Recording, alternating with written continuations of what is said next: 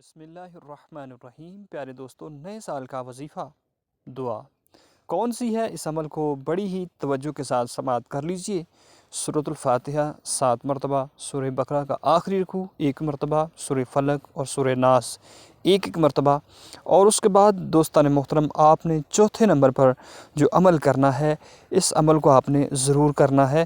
درود شریف کا آپ نے کثرت کے ساتھ پڑھ لینا ہے کہ جب بھی صبح ہو، آغاز جب آپ کسی کام کا اچھے طریقے سے کریں گے تو انشاءاللہ اللہ کے فضل و کرم سے اللہ کا خاص فضل و کرم نازل آپ کے اوپر ہوگا۔ تو درود شریف جو ہے اس کو 101 مرتبہ آپ نے ضرور پڑھنا ہے۔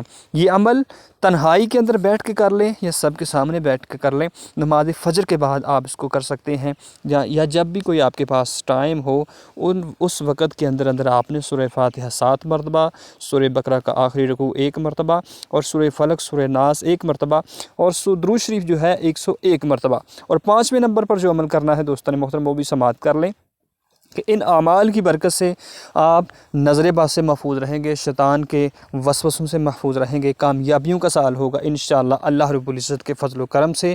5ویں نمبر پر آپ نے بیٹھ جانا ہے اور اللہ کے حضور دعا کرنی ہے، گڑ گڑا کے دعا کرنی ہے، اور دل جوئی کے ساتھ، دل جمی کے ساتھ۔ دوستان محترم، یہ جو اذکار میں نے بتائے ہیں ان کے اندر اتنی پاور ہے، انشاءاللہ جو بھی رب پروردگار عالم سے آپ مانگیں گے، جو آپ کے دل کے اندر حاجت ہوگی، تمنا ہوگی، انشاءاللہ آپ کی پوری ہوگی۔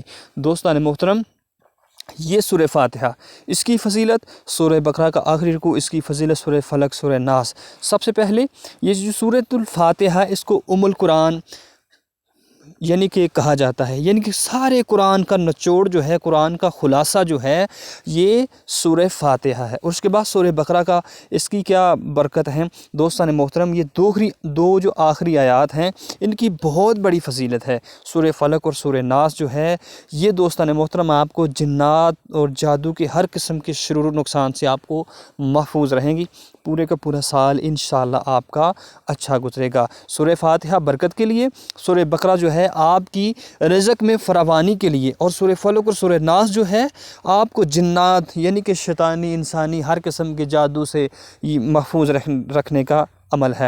اور جو درود شریف ہے آپ کے لیے دوستان محترم، کامیابیاں اس کے اندر ہوں گی، حضور کی محبت آپ کو ملے گی۔ تو یہ اعمال آپ نے ضرور کرنے ہیں۔ 5ویں نمبر پر بیٹھ جائیے اور دل جمی کے ساتھ اللہ سے مانگیے، اللہ سے دعا کیجیے، انشاءاللہ جو آپ مانگیں گے اللہ رب العزت آپ کو عطا فرمائے گا۔